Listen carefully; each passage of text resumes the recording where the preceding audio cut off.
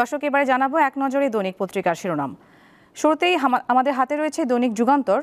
শিরোনাম, না ভোট সহ বড় সংস্কার, নির্বাচন কমিশনের আরপিও সংশোধনীর খসড়া। এদিকে রয়েছে বিএনপির চাঁদার বলি ব্যবসায়ী সোহাগ, আদিম বর্বরতা, পাথর নিক্ষেপে হত্যা।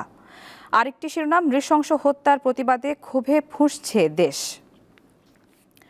এরপর রয়েছে দৈনিক প্রথম আলো। শিরোনামে দেখতে পাচ্ছি 70% মামলার তদন্তে অগ্রগতি, প্রতিবেদন দিতে 4 চ্যালেঞ্জ।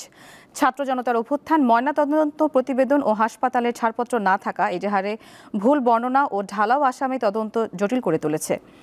এদিকে রয়েছে শরীর থেতলে পিটিয়ে হত্যা করা হয় লাল চাঁদকে, নিন্দা, ক্ষোভ, প্রতিবাদ। নেপথ্যে চাঁদাবাজি ঘটনায় যুবদল, ছাত্রদল, স্বেচ্ছাসেবক দলের নেতা কর্মীদের নাম এজাহারে নামে 19 এবং অজ্ঞাত 20 আসামি, গ্রেপ্তার 4 জন। প্রথম আলোর আরেকটি শিরোনাম, সাগরিকার হ্যাট্রিকে বড় জয়ে শুরু বাংলাদেশের, সাফ অনূর্ধ্ব 20 নারী ফুটবল। দৈনিক ইত্তেফাকে রয়েছে চাঁদাবাজি নিয়ে নারকীয় বিভৎসতা। আরেকটি শিরোনাম, গণিতে ভরাডুবির নেপথ্যে অদক্ষ শিক্ষক, 87 ভাগেরই গণিতে স্নাতক ডিগ্রি নেই, এসএসসির ফল বিপর্যয়ে, এই শিরোনামটি প্রকাশ পেয়েছে। আরেকটি শিরোনাম, আধুনিক সভ্যতা ভেঙে পড়েছে, এমনটি বলেছেন মাহাথির মোহাম্মদ। দর্শক, দেখে নিলাম আজকের দৈনিক পত্রিকার শিরোনামগুলো।